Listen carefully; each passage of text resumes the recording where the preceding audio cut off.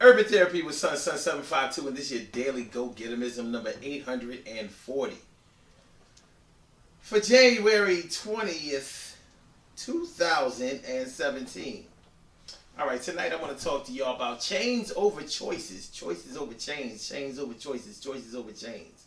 What I mean by that is some people don't do very well when they have multiple list of options or a list of multiple options.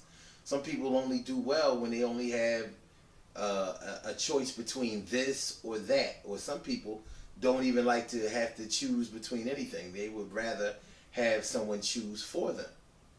Now, for people who don't have a problem making decisions or choosing, it's not really a problem, regardless of the way of the number of options that they have.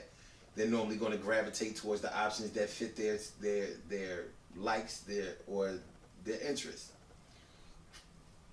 I think that that's a pretty decent way to be. For me, choices equal freedom. Unlimited options means unlimited opportunities. Why would you want to limit your opportunities? But that's a judgment on my behalf. It doesn't mean that that's right for everybody. Now, the only thing let me put it this way. The problem that I see when it comes to limiting your options is that you can get bogged down, nailed down, or backed into a corner of options that don't really suit anything that goes towards your interests, things that go towards the things that you like. It's not favorable to you. Those are some of the pitfalls of having limited options. Whereas when you have multiple options, you can find something that fits you to a T. You can keep upgrading and upgrading. But if you don't have those options, how can you upgrade if you only have chocolate and vanilla? The least you could do is get that box with the strawberry in the middle. You ever notice that was the smallest part? They tried to make it look equal, but once you start spooning it out of there, scooping it out of there, that strawberry wasn't really about nothing. Strawberry ice cream is kind of whack anyway, but it is what it is. Shout out to my people who like strawberry ice cream. Whatever, man. We gotta leave that dairy alone. But anyway, imagine only having a set number of options for a job that you would like to work at. Or should I say career choices? What do you mean that just because my dad did this or my mom did this or the people in my lineage from my neighborhood or my town or city did this, that's all I have? And when you think about it, that was the flavor of the day back when we had a lot of factories and mills, like steel mills, coal mines, and things like that. People who lived in industrial manufacturing towns, their options were pretty limited to whatever the industry was in their town.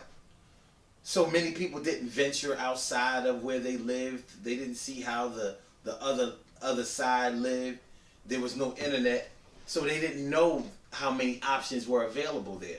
And many people started off at an entry level position and pretty much stayed there because of the limit of options for opportunities for advancement.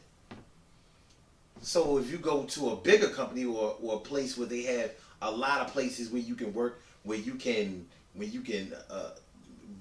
diversify your skill set, where you can find yourself, where you can become more well-rounded, then your opportunities start to increase, and you can choose between this career or that career or this salary range versus that salary range. So I think it's better. But a lot of people don't see it that way. Some people feel more comfortable when there aren't a lot of options, where not having a lot of things to worry about in their mind makes them feel less stressed. And I can't be mad at them. People are different, and whatever floats your boat is good enough for you. There's nothing to hate on when it comes to that. But there are certain pitfalls.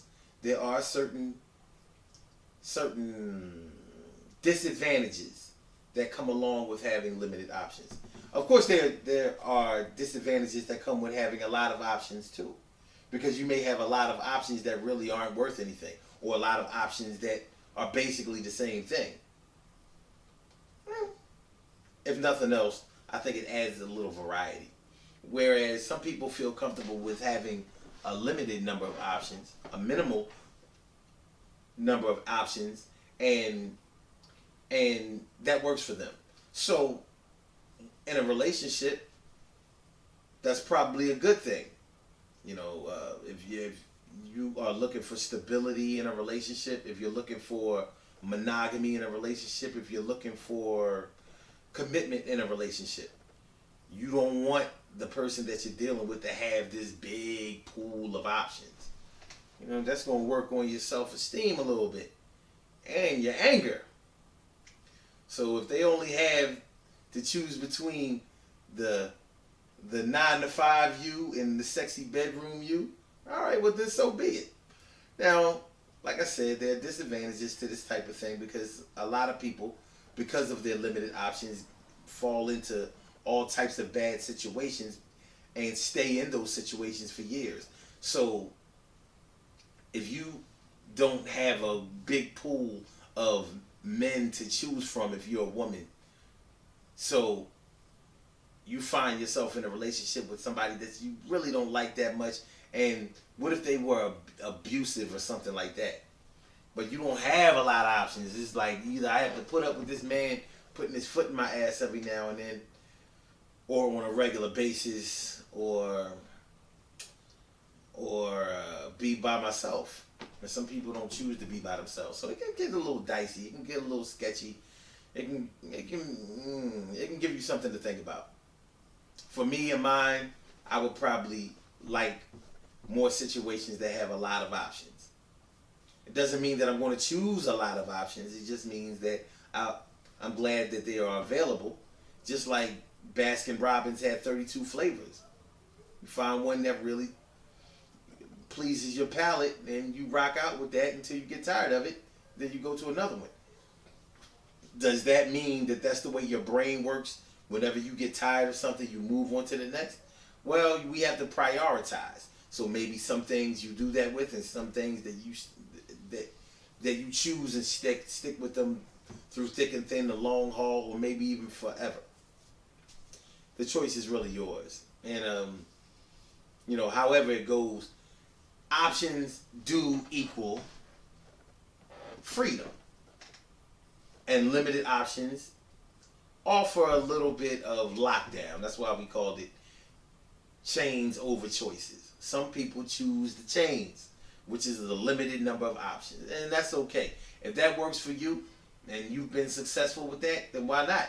Hey, you may choose the right thing for you at the right time. Maybe you're the type of person that chooses the right car to drive, chooses the right house in the right neighborhood to move into, chooses the right man or woman to procreate with, build your life with, and spend the rest of your life with.